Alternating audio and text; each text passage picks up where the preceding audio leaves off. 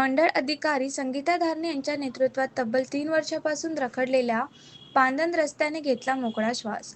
जे काम पुरुष अधिकाऱ्यांना जमले नाही ते काम महिला अधिकाऱ्यांनी दाखविले करून. 2023 मध्ये तब्बल नायब तहसीलदार नामदेव गडली यांच्या अधोरेखित आदेशित झालेले गंगाजळी विरुद्ध पांदन रस्ता तब्बल 3 वर्षांनंतर आज 25 मार्च बुधवार रोजी मोकळा करण्यात आला. जे काम पुरुष अधिकारी यांच्या नेतृत्वात झाले नाही ते संगीता धारणे महिला मंडळ अधिकाऱ्याच्या नेतृत्वात पूर्ण झाल्याने शेतकरी वर्गातून या महिला अधिकाऱ्याचे कौतुक होत आहे.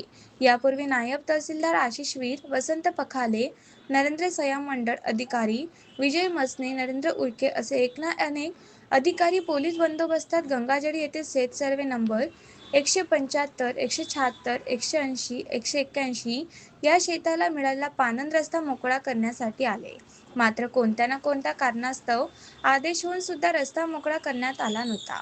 मात्र आज रोजी मंडळ अधिकारी संगीता धारणे यांच्या नेतृत्वात त्यांच्या कर्मचाऱ्यांच्या अधीनस्थ व शेतकऱ्यांच्या उपस्थित आदेशित रस्त्याने मोकळा श्वास घेतला आहे.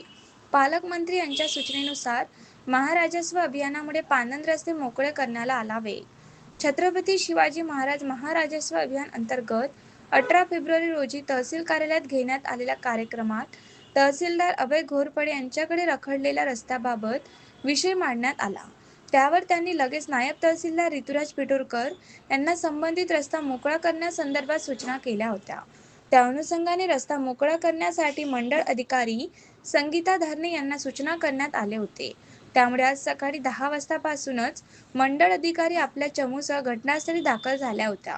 सुरुवातीला काही शेतकऱ्यांनी नेहमीसारखे आपले घराणे मांडले. मात्र नकाशानुसार पानंद रस्ता मोकळा केल्यास चारही शेतकऱ्यांच्या शेताचे 2 भाग पडणार असे तटस्थपणे सांगितल्यानंतर काही शेतकऱ्यांनी नमते घेत सामंजस्याने आपल्या धुऱ्यालगत 8 फूट रस्ता मोकळा करून घेतला.